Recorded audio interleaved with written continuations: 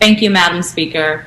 Madam Speaker and members of the body, as we continue our reflections during this month of Black history, our shared American history, I ask you to imagine what the future of our Commonwealth will look like 20 years from now.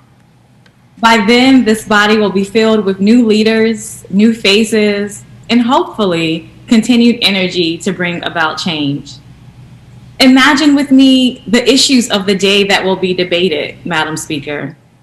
Will they still be fighting for adequate funding for our schools, especially those in impoverished communities among a division of segregated school division lines? Will they still be trying to correct policies in our criminal justice system that disproportionately negatively impacts Black and Brown Virginians? Or will they still be debating policies that aim to eliminate the perpetual bias that exists in our healthcare system? Madam Speaker, this is my greatest fear. As a mom of 2 young boys, and I mean, even if you're a grandparent, an aunt, an uncle, you name it, the fear that future generations will still be fighting the same battles of today is a real one, especially for Black and Brown Virginians.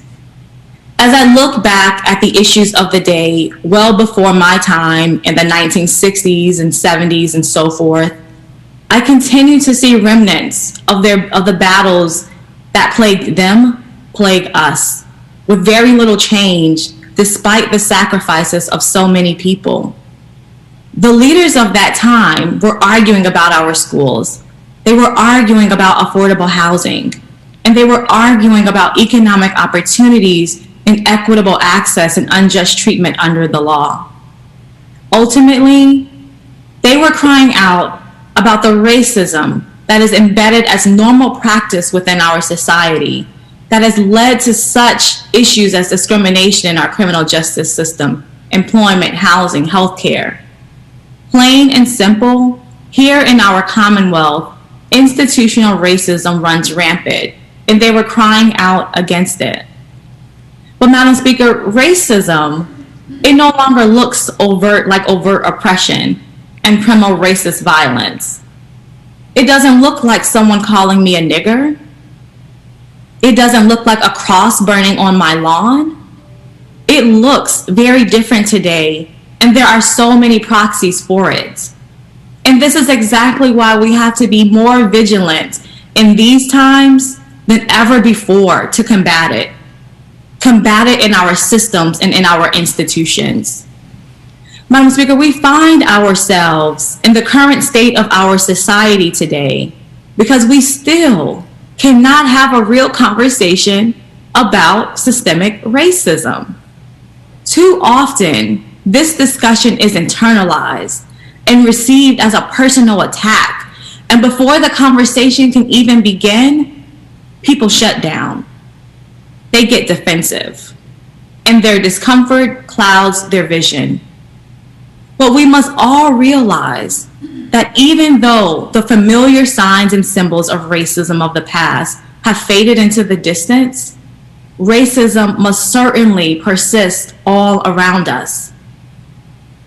The Black experience in our nation and in our Commonwealth now involves a deep system and complex form of oppression, the specter of systemic racism.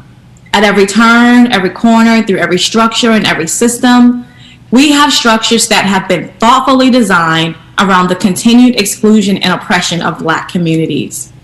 From classrooms to courtrooms, Black Americans move through society with an entirely different set of rules and different set of mandates and a different and more severe set of consequences. So, Madam Speaker, if we don't get comfortable with having this conversation, we will be doomed to live through these same ills over and over and over again. We must unify, and we must rise to this challenge. Otherwise, we are destined to relive the same debates with the same inadequate outcomes. Madam Speaker, celebrating Black history means celebrating the countless Black men and women and children, both famous and forgotten, whose tremendous sacrifices enable people who look like me to be in this body.